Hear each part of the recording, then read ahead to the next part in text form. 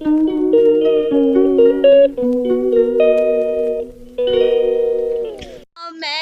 dito po si Manha, ang kalaro ko, kaibigan kong totoo, at ano pa yun, pamangkin ko, at ipapakilala ko sa inyo si Manha Rodin, Manha Rohin,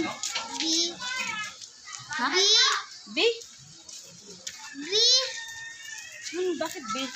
B Udin. So ito po si Manha, mga Omega. Ito po, kakausapin ko po si Manha dito sa vlog ko. Dahil wala akong ibang vlog, kundi si Manha lang. So ngayon, mag-usap po kami ni Manha. Hindi pa po siya, maganda naman po ito. Kahit hindi hindi naka-makeup, bawa pa yung mga bata. Wow! Ano ba yan? Itapon mo na yan. Wag! Bigay sa kanya ito. Sige. May tanong ako sa'yo. Anong pangalan ng mama?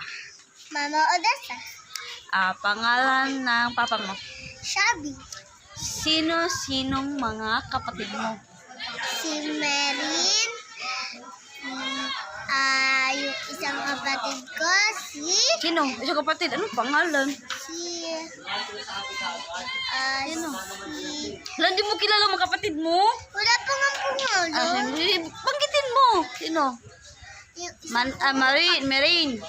Hindi, si Mary. Tapos. Ano pa? Hindi ko nga. Ano ba yan? Mga kapatid. Ate Kadam. Ano po yun? Sino pa? Yung isang Kuya kapatid ko, si Almond. Kuya. Yun na, anong pangalan? May pangalan yun eh. Si Kuya Almond. Ate? Kadam. Okay. Sino yung lola mo? Si Lola, si Nanay Melda.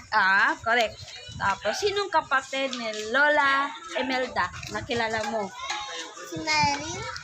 Kapatid ni Lola Melda mo, sinong kapatid niya? Hindi mo kilala ang kapatid ni Lola Melda? Ay, si Ma'am Patla. Yes! So, ngayon mo pa alam na kapatid sila. Ngayon mo pa alam na kapatid sila? Hindi. Ngayon, kilala mo ng kapatid ng lola mo.